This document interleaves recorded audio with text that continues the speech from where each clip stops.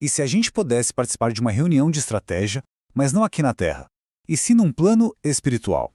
Pois é. Hoje, a gente vai analisar um discurso muito poderoso que veio de lá, detalhando uma missão importantíssima para ajudar a humanidade. Vamos mergulhar nessas instruções celestiais. A nossa análise começa num salão de assembleias gigantesco, lá no plano espiritual. O lugar está lotado, sabe, mas não é uma multidão inquieta, não. Pelo contrário, todos estão atentos, com uma expectativa enorme no ar. E quem os recebe é uma figura chamada Aniceto, já estabelecendo um tom de que algo muito importante está para acontecer. E então, quem sobe ao pódio é Telésforo, um verdadeiro mestre na comunicação entre os planos. Ele não reuniu seus aprendizes para uma conversa qualquer, mas sim para um briefing, uma orientação crítica. E o tópico: como se conectar e guiar de forma eficaz aqueles que estão vivendo na Terra. Certo. Mas que assembleia celestial é essa, afinal? Antes da gente entrar na mensagem principal, é fundamental entender quem está ali naquela plateia e, claro, por que essas pessoas foram convocadas. E olha só que interessante a composição do público. É uma mistura de experiência com ambição. De um lado, você tem colaboradores que já estiveram em missões na Terra e, apesar das boas intenções, falharam. Do outro lado, sentados junto a eles, estão os novos aspirantes, prontos para assumir essas mesmas tarefas desafiadoras. O ambiente, então, está cheio tanto de lições aprendidas na dor, quanto de esperança de novos começos. Tá, mas por que essa missão é tão urgente? Telésforo começa indo direto ao ponto, diagnosticando o problema central aqui na Terra. E ele descreve isso como um grande paradoxo. E aqui está o ponto central do conflito. A humanidade está alcançando verdadeiros milagres científicos. A gente conquista doenças, avança a tecnologia num ritmo impressionante. Mas, à medida que as dores do corpo diminuem, por que as aflições da alma parecem se multiplicar? Esse é o paradoxo que está no coração do nosso mundo moderno. É uma balança desequilibrada. De um lado, a gente desvenda os segredos do universo e constrói um mundo de conforto material. Mas esse domínio sobre o mundo externo parece cobrar um preço alto. As estatísticas mostram um reflexo sombrio, criminalidade em alta, novas formas de desequilíbrio mental, tragédias pessoais. Parece que a gente está vencendo a batalha contra a natureza, mas perdendo a guerra dentro de nós mesmos. O Telésforo, então, detalha os sintomas dessa crise espiritual. E não é algo abstrato, não. É uma deterioração que a gente pode ver na sociedade. Ele aponta para novos níveis de crueldade nas guerras, o caos emocional destruindo relacionamentos e uma inquietação profunda que perturba os lares e as vidas.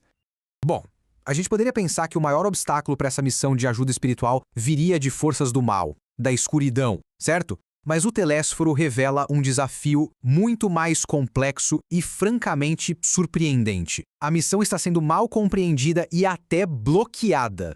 A pergunta que fica é: quem ou o que está criando essas correntes de incompreensão? Se o objetivo é simplesmente ajudar, por que essa ajuda está sendo rejeitada? E a resposta é, talvez, a parte mais chocante do diagnóstico. O maior obstáculo não vem da maldade ou da ignorância pura e simples. Vem do dogma rígido de outros grupos religiosos e espirituais bem intencionados aqui na Terra, que acabam vendo essa nova forma de ajuda como uma ameaça ao seu próprio caminho.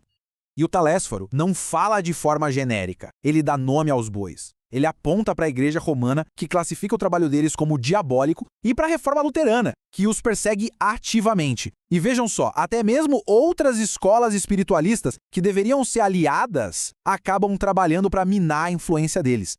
Isso leva ao que Telésforo chama de uma provação realmente dolorosa. Ele resume isso nessa frase poderosa: a oposição não vem dos maus, mas dos bons. É um conflito trágico de crenças sinceras, o que torna o caminho para ajudar a humanidade ainda mais difícil. Ok, depois de delinear o problema e esses obstáculos inesperados, o Telésforo muda o foco. Ele sai do diagnóstico e vai para a ação, definindo exatamente a natureza do trabalho que precisa ser feito. O objetivo da missão é muito preciso: oferecer à humanidade instrumentos adequados às retificações espirituais. Não se trata de ferramentas físicas, claro, mas de novas formas de pensar, de entender, projetadas para curar a alma e aproximar as pessoas do verdadeiro espírito dos ensinamentos de Cristo. Mas, olha, uma missão tão difícil exige um tipo muito específico de pessoa. O Telésforo não está procurando meros ajudantes. Ele precisa de verdadeiros colaboradores. São parceiros fiéis, que agem sem pedir nada em troca, sem questionar o caminho e sem se prender em debates inúteis. E as qualidades necessárias se resumem a apenas duas, mas são duas qualidades inegociáveis. Primeiro, um apreço genuíno pela beleza do sacrifício, entender que se doar é um ato nobre. E segundo, um compromisso inabalável com a renúncia, abrir mão do ego, do desejo pessoal a serviço de um propósito maior, assim como o mestre deles fez. E isso nos leva ao clímax do discurso. Com o cenário montado e os requisitos bem claros, Telésforo lança seu desafio final, sem meias palavras, a todos que estão naquela assembleia. Ele faz uma distinção crucial. Em outros ministérios espirituais, o termo trabalhadores pode até ser suficiente. Mas para essa tarefa delicada de comunicação, é preciso algo a mais. Ele não está procurando pessoas para simplesmente fazer um trabalho. Ele precisa de servidores, aqueles que agem não por um senso de dever, mas por um lugar de puro amor e boa vontade. E o seu chamado final é tão direto quanto poderoso. Ele deixa bem claro que não há espaço para hesitação. Quem não deseja servir, procure outros gêneros de tarefa. Este não é um trabalho para os indecisos. O impacto dessas palavras é imediato e profundo. Uma onda de inexprimível espanto percorre a multidão. Os ouvintes, chocados com a intensidade e a clareza desse chamado ao serviço, só conseguem trocar olhares, atônitos. E assim, essa poderosa orientação termina, deixando todos com uma única e profunda questão para refletir.